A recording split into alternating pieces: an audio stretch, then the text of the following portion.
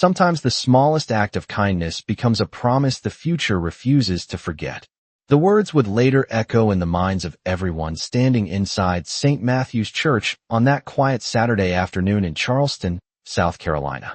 Sunlight streamed through the tall stained glass windows, painting the polished wooden floor with colors of blue and gold, while the soft notes of an organ floated gently through the air.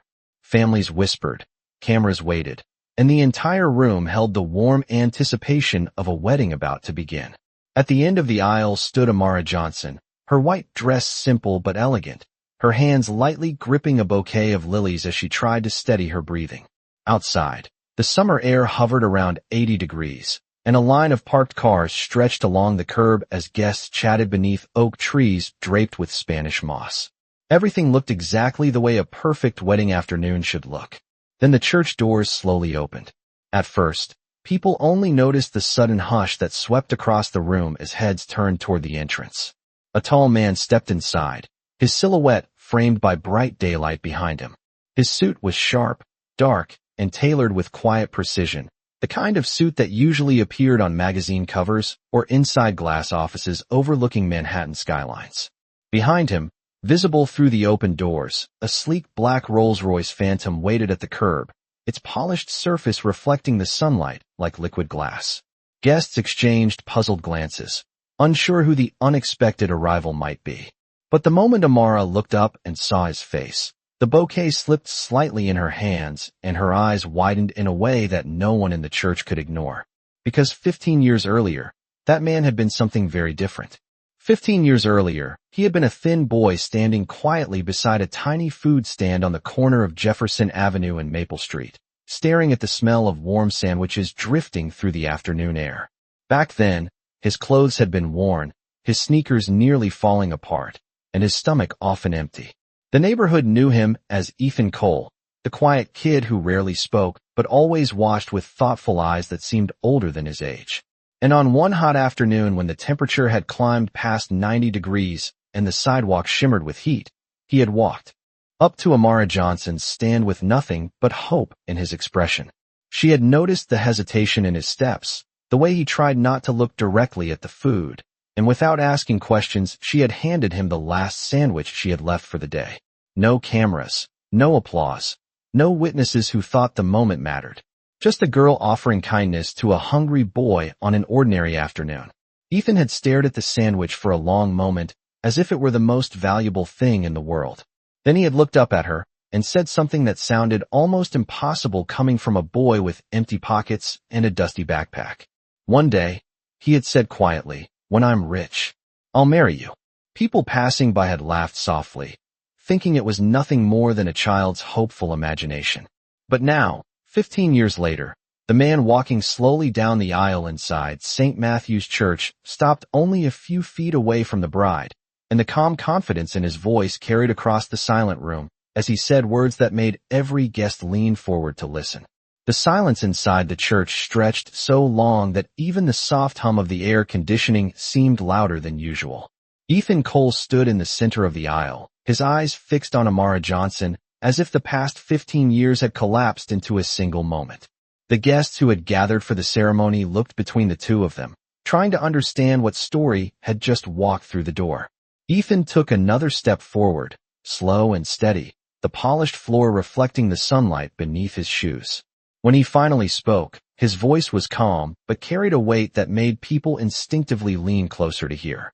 He said that 15 years ago he had been a boy who had nothing, not even enough money for lunch, and that the woman standing in the white dress had given him the only meal he had eaten that entire day.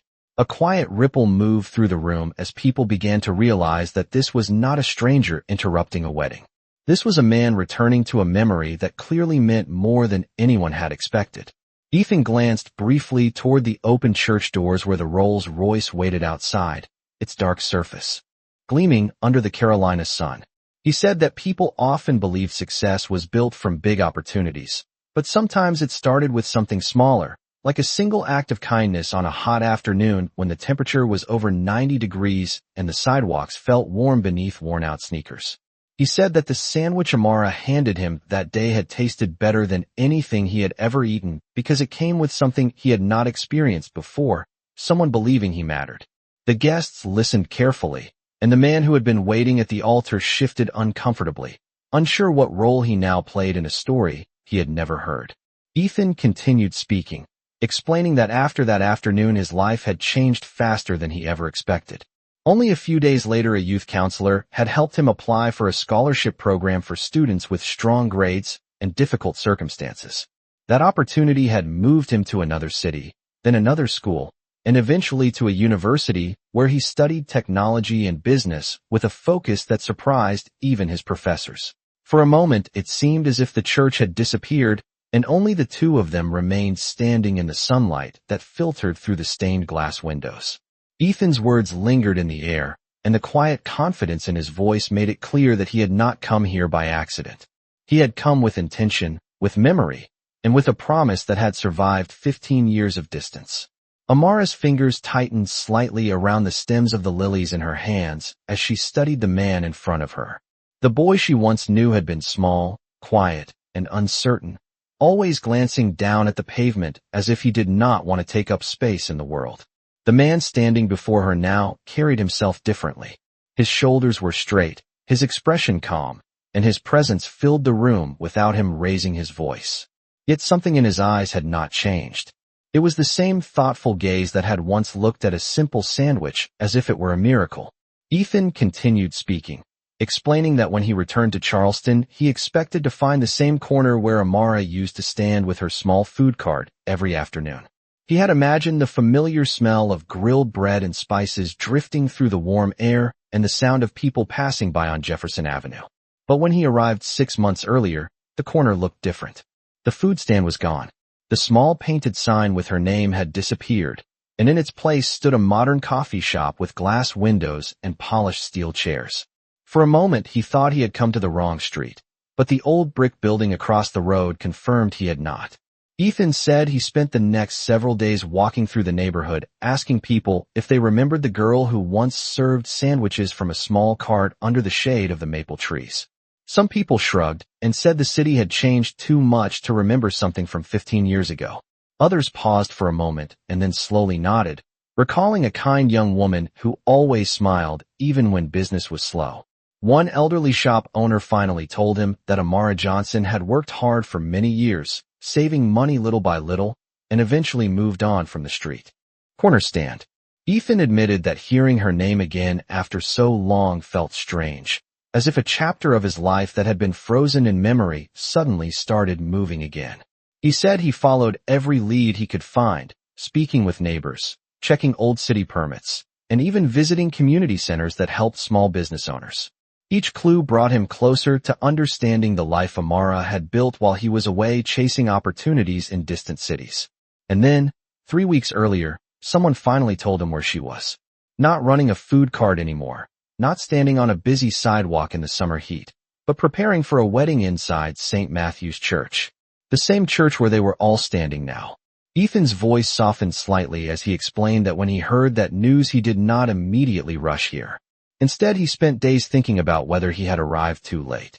By a hungry boy still important when the world had changed so much. He said that part of him believed Amara had every right to move forward with her life without ever hearing from him again. After all, 15 years was a long time. Cities changed, people grew older, and the quiet corners of the past often faded into memory. Yet another part of him remembered exactly how she had looked that afternoon on Jefferson Avenue, standing behind a small metal cart under the shade of maple trees while the summer sun warmed the pavement to nearly 90 degrees. She had not asked him why he was hungry or where his family was.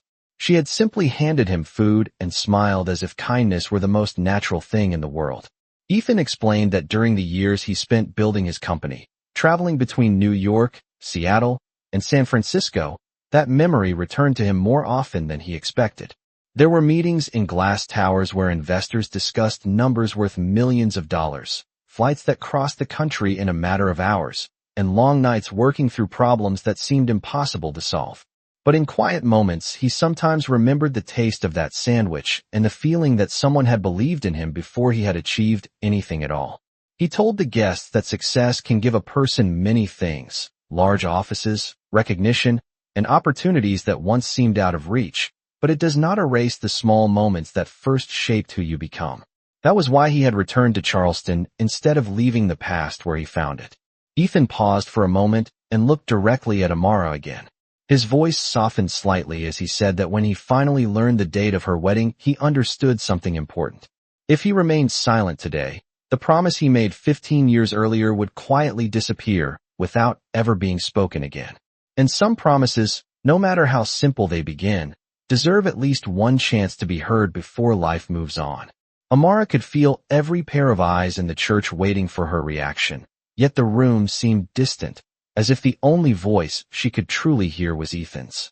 The bouquet in her hands trembled slightly, not from fear, but from the weight of memories she had buried. Years ago, she remembered that summer afternoon clearly now, even though she had tried many times to treat it like any other ordinary day. Jefferson Avenue had been busy with cars and pedestrians, and the air had carried the smell of warm asphalt as the temperature climbed past 90 degrees. Her small food cart stood on the corner beneath the shade of two maple trees, its metal surface reflecting sunlight, while she prepared sandwiches for office workers and students passing by. Business had never been glamorous, but it had been honest work. She had saved every dollar she could, hoping one day to open a real café, instead of pushing a cart through the streets each morning. That afternoon she noticed a quiet boy standing across the sidewalk. His clothes were worn, his backpack looked heavy, and he kept glancing toward the food but never stepped closer. At first she assumed he was simply shy, but after several minutes she realized he had been watching the cart the entire time. So she waved him over with a small smile and asked if he was hungry. He hesitated before nodding. There had only been one sandwich left, the last one she planned to take home for dinner after closing the cart. Yet something about his expression made the decision easy. She handed him the sandwich without asking for payment and told him that everyone deserved a good meal on a hot day. She remembered how surprised he looked, as if kindness had caught him off guard. The boy thanked her quietly and then said something that made her laugh at the time. He promised that one day, when he became rich, he would come back and marry her. It had sounded like the hopeful dream of a child, and after he walked away she returned to work, assuming she would never see him again. Life moved forward quickly after that summer. Running the food cart grew harder as the city changed.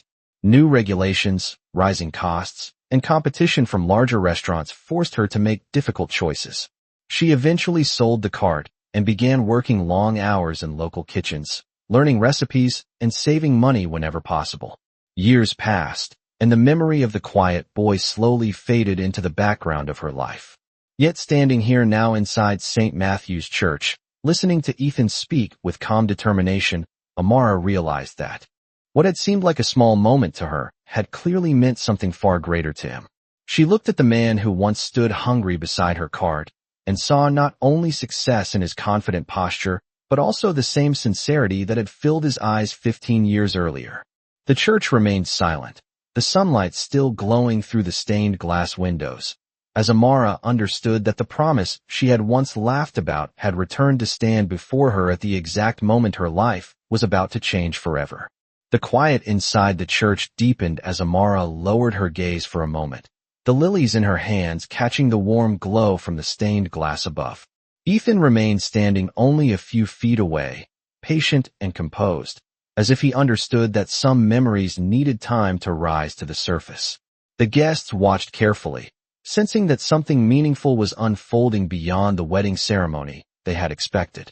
Outside, a light breeze moved through the tall oak trees along the street, and the distant sound of a passing car drifted faintly through the open doors before fading again into silence.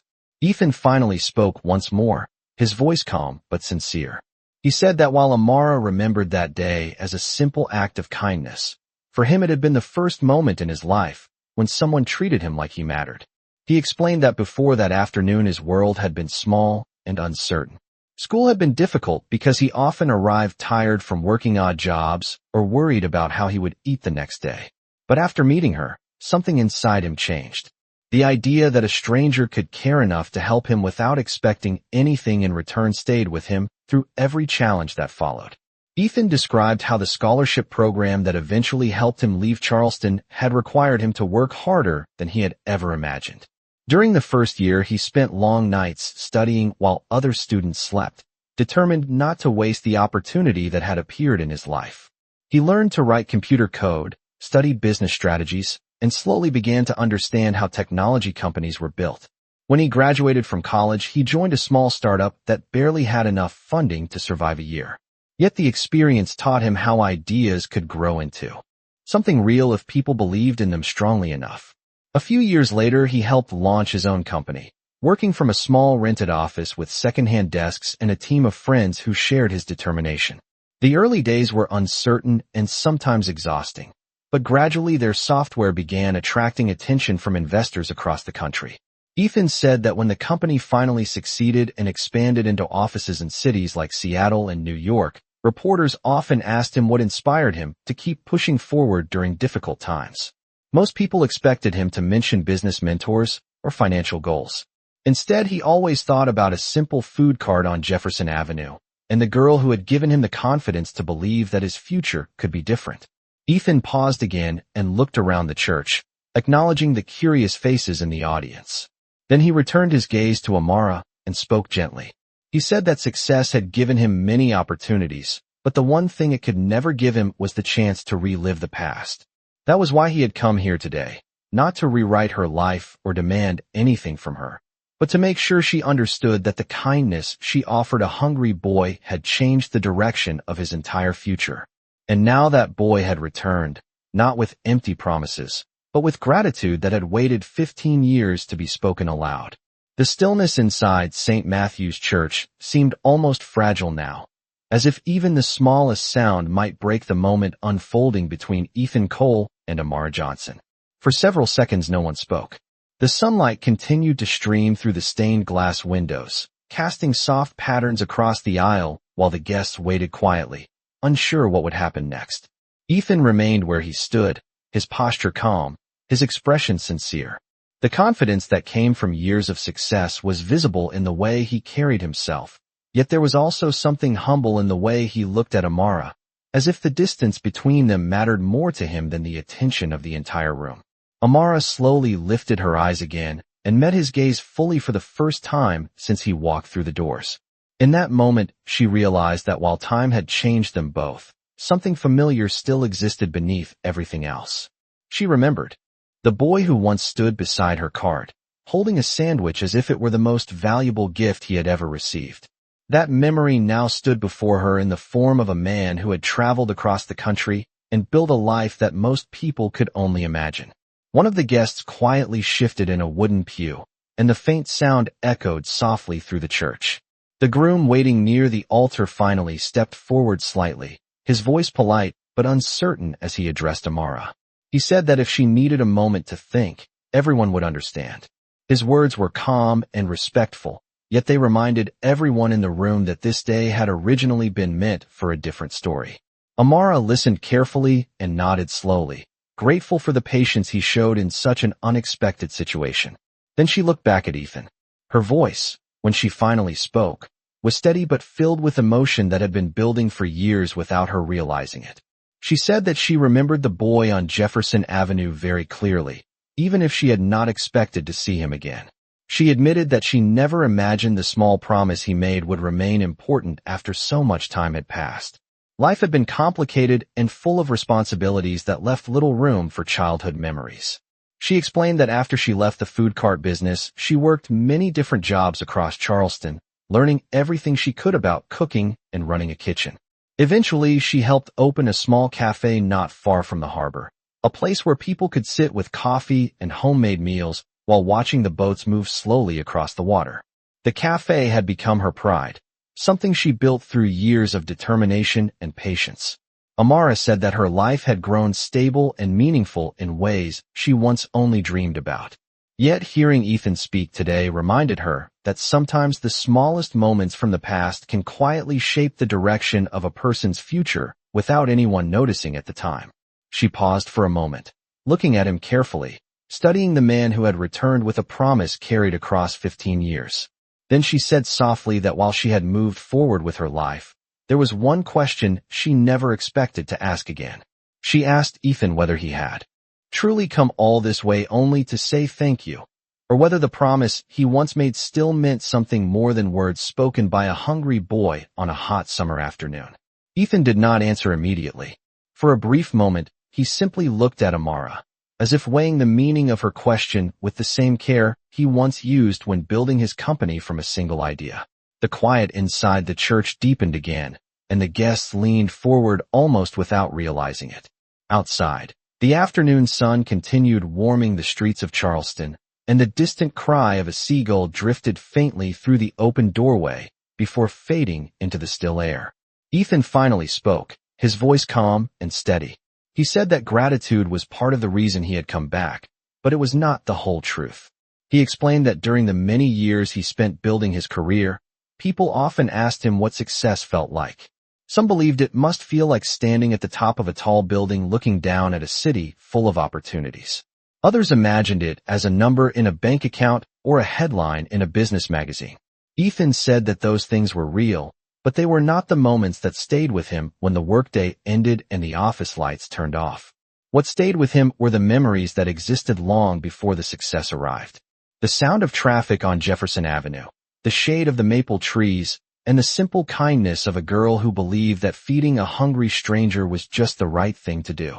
He said that promise he made as a boy might have sounded impossible at the time, but the older he became, the more he realized that some promises do not disappear simply because life grows complicated. They wait quietly in the background until the moment comes when they can finally be spoken again. Ethan took one slow step closer, careful and respectful, making sure his presence did not feel like pressure, but rather like honesty offered without expectation.